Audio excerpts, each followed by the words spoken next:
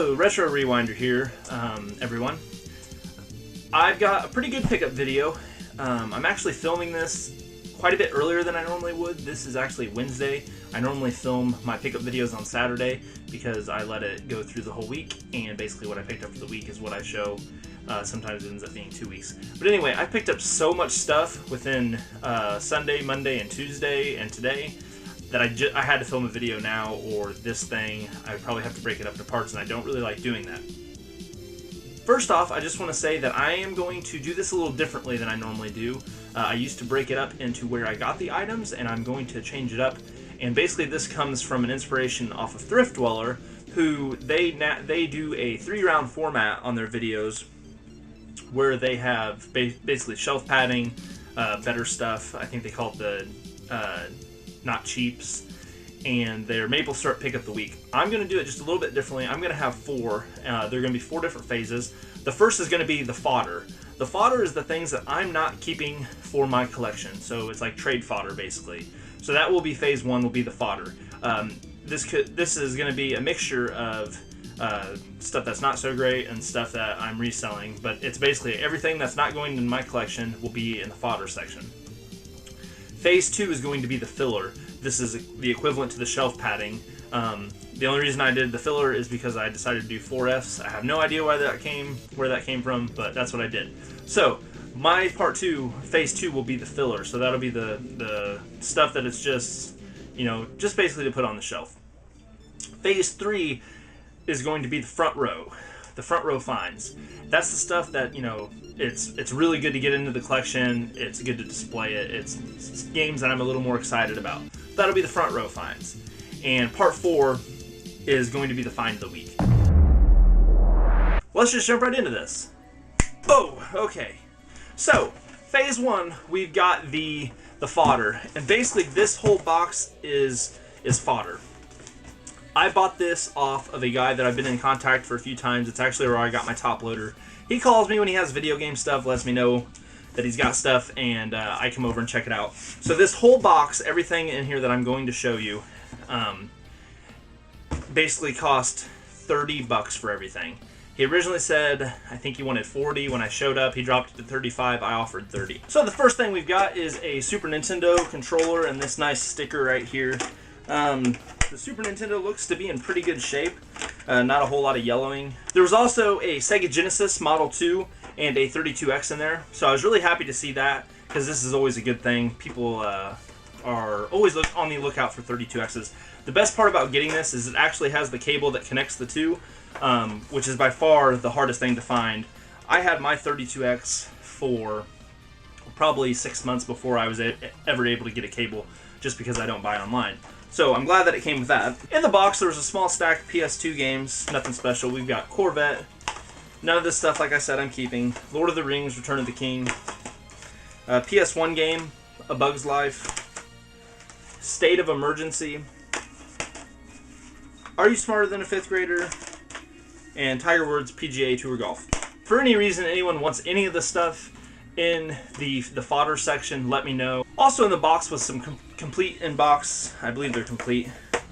Some of them are missing the manuals. I'm not going to go through them. But all of the Sonic games, basically. We got Sonic the Hedgehog 3, Sonic 1,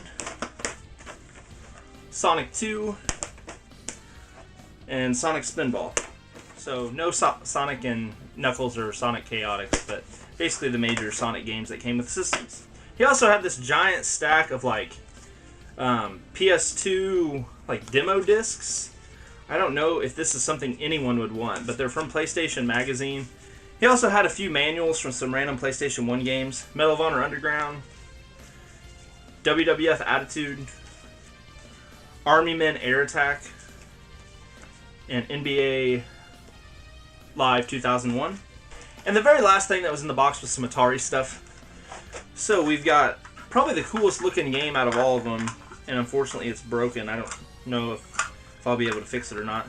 The board inside's all loose and the case is coming apart. But that's Fast Food. We also have Space Invaders, Pac-Man, Combat, Haunted House, E.T., Frogger, another copy of Pac-Man, another copy of Combat, and another copy of Pac-Man. We've got a sealed copy of Halo 3 that I picked up at Goodwill for $4.99. Black Label Metal Gear Solid in really nice condition, $4. And something that I didn't really know if I was going to get it or not until I looked it up and saw that it sells for about 25 bucks. So I picked up a Season 1 of Star Trek Deep Space Nine. Not a big Star Trek fan, so this was a no-brainer to pick up to resell. Going on to Phase 2, the filler. This is by far the biggest section of this video because I went back to the store, the retail store that I get a lot of my stuff from, and I basically looted them with took even more of their stuff, but it was almost all filler that I got today. And basically I took my phone in, that I have my complete list of games, and picked out all the sports titles and junk from the cartridge-based systems to fill into the collection. Let's jump into this part. We have Oddworld Munch's Odyssey, Return to Castle Wolfenstein. Yeah, basically everything that I got out of the two bags I paid 40 bucks for, so remember that, 40 bucks. This is a game that I kind of debated on whether putting it on the front row pickups, but I decided to leave it where it was, and that was Professor Layton in the Curious Village. And some NES games that I didn't have.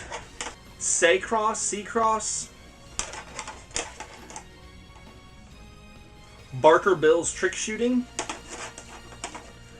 Mock Rider, Jeopardy, Tag Team Wrestling, Chris Everett and Ivan Lendl Top Players Tennis, Magic Johnson's Fast Break, and some Nintendo 64 games, NBA Live 99, and while I was in the store I actually convinced him to sell all the older sports games for the cartridge stuff for $4 Got Aero Gauge,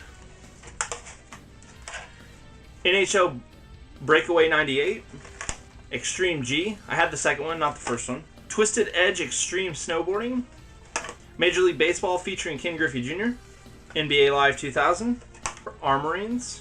He also had some Game Gear games that I basically got for free when I bundled everything together. And they were Sonic the Hedgehog 2, The Lion King, Sonic the Hedgehog Chaos, X-Men, and probably the coolest one out of all of them, Road Rash. There's only one Sega Genesis game there that I thought was worth getting today. I might go back again and pick up some of the sports titles a different time, but I didn't want to today. And that was Road Rash. I have the second one, and I needed the first one. And the rest of this bag is Atari 2600 games. We got Moonsweeper, Ms. Pac-Man, Cookie Monster Munch. This one's pretty neat. Alien. I don't know anything about Atari 2600 games, so if any of these are, a little more valuable that I have no idea, go ahead and let me know in the comments. This one looks pretty neat too, just the way it looks. Spectravision, Gangster Alley, MASH, Frogger, BMX Airmaster, and Millipede. And he also had a bunch of empty cases, so I got all of these Game Gear, DS, Game Boy Advance, SP, and Game Boy cases. He just threw those in for free. So, free cases! Oh yeah, also forgot these. Even more cases! Got a head full of stacks, better grab an umbrella, I make it right, I'm in this bitch with terror. Got a head full of stacks, better grab an umbrella, I make it right, make it rain on them hoes, I make it right, I make it. Also in the back room, he didn't have any Nintendo 64s, but he did have a Nintendo 64 jumper pack, and I needed to complete one of my systems. I normally take out the expansion packs if they have them, and I sell those separate, so it's good to have a jumper pack to replace one. So I was also asking him about if anybody ever comes in looking for PS2s, and he said that every now and then again, basically a mom buys one for a kid that they don't want to spend money on a PS3, but he always said they just go for the slim ones. So I told him he had two PS2 Fats back there, and I asked him if I took both of them, since nobody ever wants them, if he'd sell them for $5 a piece with no cables or anything. And he did. So I got these for $10 total. That stuff was supposed to be in the fodder as well as this. So I got this one at Goodwill, and I paid $5 for it as well. I don't remember where I got this. Salvation Army maybe? Paid $1 for Driver 2. I had a lot of fond memories of this game. I played this a lot when I was a kid. Probably saw this video in the opening scene of this video. And I picked up a stack of Dreamcast games. We've got Expendable, Tomb Raider: The Last Revelation, Railroad Tycoon, Walt Disney World Magical Racing Tour, Q*bert, Silent Scope, Atari Anniversary Edition, and Arrow Wings. I picked up all of these games, and they all had different prices ranging anywhere from $1 to $2.50 or so. When I asked the lady why they were all priced differently, she said she had no idea, but she went ahead and just gave them all to me for $1 and a penny a piece. So there ended up being 9 games total. One of the games is going to be in the front row pickups, but so there was 9 games total, and it ended up bringing up to like $8.40. So she actually like gave me a free one as well. So that was really cool. So 9 Dreamcast games for $8.40. Phase 3, on to the front row pickups. And the Dreamcast game I mentioned that I thought was deserving of the front row pickups was Silver. Typically this game looks like it's about a $15 game or so. I honestly have no idea what it's about, but it looked really cool. The back pictures, the graphics looked pretty good on it, so I was happy to get this one. But I got a couple Game Boy games that I thought were really cool. The first one is Attack of the Killer Tomatoes. I don't know what this one's worth. They had it priced at $10. That's probably a little high, but it was really cool to find. And probably one of my favorite pickups that aren't really that valuable this week is Gargoyle's Quest for the Game Boy. I was really happy to get this because it actually completes my Firebrand trilogy, which is Gargoyle's Quest, and then Gargoyle's Quest 2, and then Demon's Crest on the Super Nintendo. I completed a little subset there, so I'm really happy about that. Also off the Facebook garage sale site, one of my favorite RPGs of all time, Morrowind. This is the Elder Scrolls game, so this is the prequel to Oblivion and Skyrim. I feel this one's better than Oblivion, and I like Skyrim better, but this has a lot of nostalgia for me. What a great game. If you've never played Morrowind, try it out. Try it out. It's really good.